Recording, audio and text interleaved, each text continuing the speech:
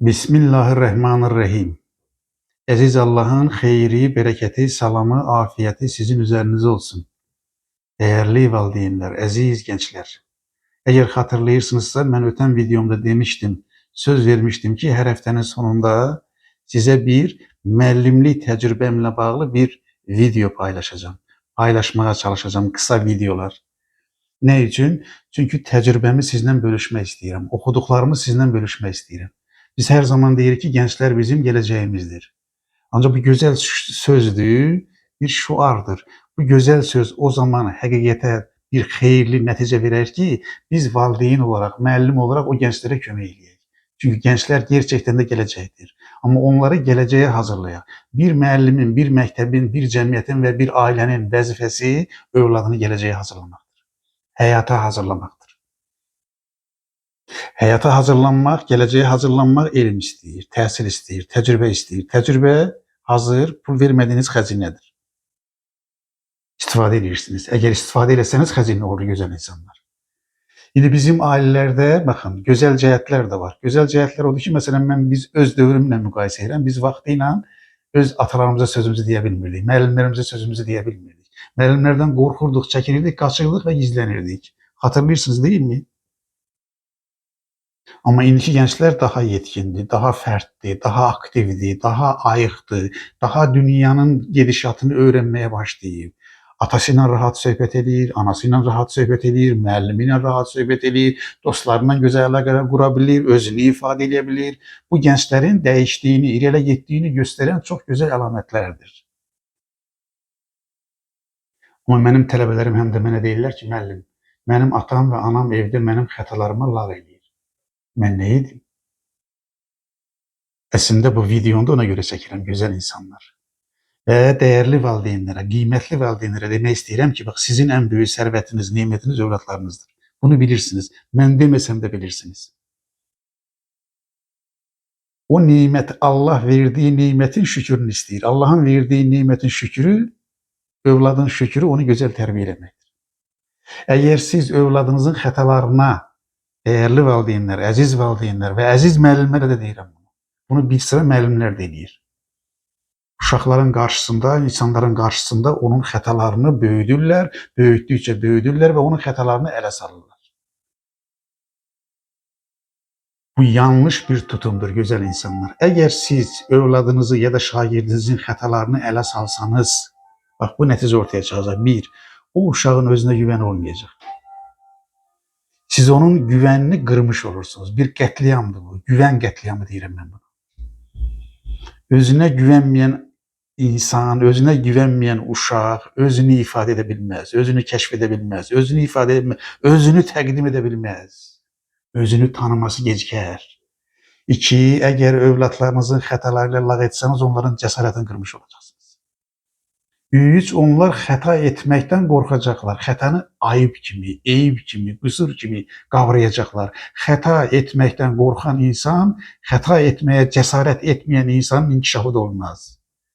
İnkişaf elə bir nemətdir ki, bax, bu cümləmin altından xətt çəkirəm. İnkişaf elə bir nemətdir ki, yıxılmadan olmur, qüsursuz olmur, xətasız olmur, xətasız, qüsursuz yoxdur. Heç yıxılmadan yeriməyi öyrənən varmı içinizdə?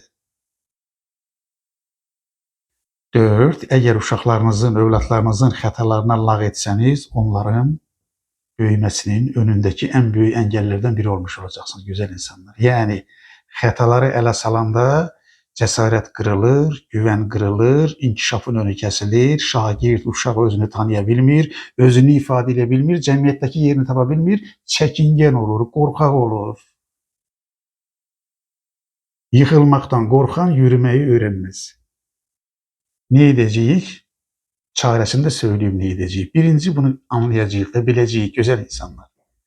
Dəyərli valideynlər, birinci bunu biləcəyik ki, qüsursuz insan yoxdur. Allah bizdən qüsursuzluq istəmir. Bütün insanlar qüsurludur. İnsan qüsurlu varlıqdır. Qüsursuzluq Allaha aiddir. Heç kimdən qüsursuzluq gözləməyəcəyik. Xətasızlıq yoxdur. 2. Mükəmməl olmağa çalışmayacağıq. Bizim ölçümüz budur. Mükəmməl olmaq deyil ölçümüz. Ölçümüz budur.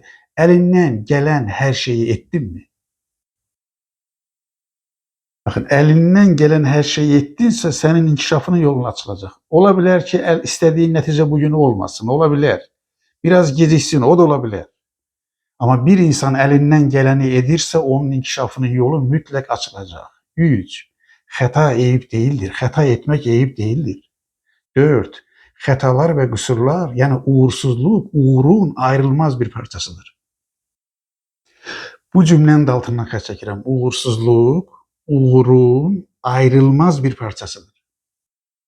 Məğlub ola ola böyüyəcəyik. Yıxıla yıxıla yerimə öyrənəcəyik. Gözəl insanlar. Biz ne edeceğiz? Eğer bir hata edipse evladımız, kusur edipse evladımız, bir işin ötesinden gelmeyipse, bir yerde ailece oturacağız, araştıracağız onu. Bakın, araştıracağız. Neyi hata ettik? Neden hata ettik? Benim evladımın bu hatanı etmesinin sebebi nedir? Neyi bilmirik? Haramız zayıftır. Oranı güçlendireceğiz. Bakın, ailece, cesaret vererek, elle tutarak, arkasında durarak, ümit vererek, güçlendirerek, o kusurları öğrenerek, eğer siz hataları öğrenseniz, hatalar sizi öğretecek. Hatalarınız müəlliminiz olacak.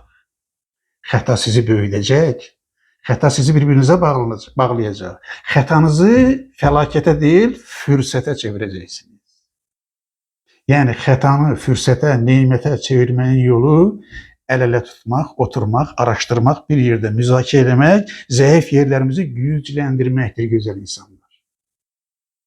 Sevimli, değerli gençlere demek istedim ki, bakın cümlemin altından xət çəkirəm.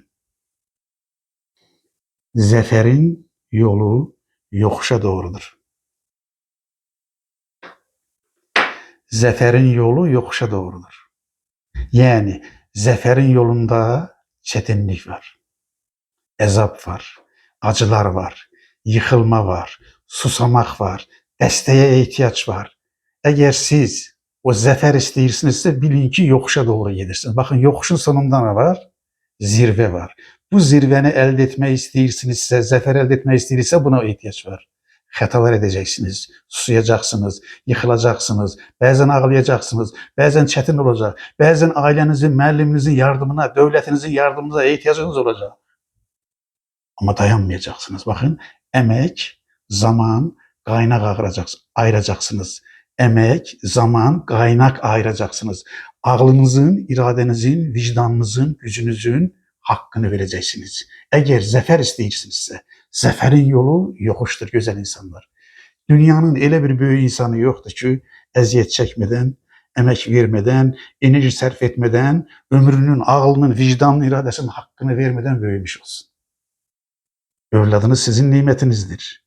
Evlatlarınız Allah'ın verdiği nimettir. Allah'ın verdiği nimeti büyütmek, hayata hazırlamak da sizin, bizim, hamımızın işidir. Beni dinlediğinize göre size teşekkür ederim. Aziz Allah, evlatlarınızdan, o göz nurunuzdan size hayır versin. Size yeni, güzel hayır kapılar açsın. Sizi aziz Allah'ın sonsuz, sınırsız, bir adı da Erreb olan, bakın Erreb olan, yani terbiye eden, Allah'ın sonsuz, sınırsız merhametine emanet ederim. Güzel insanlar.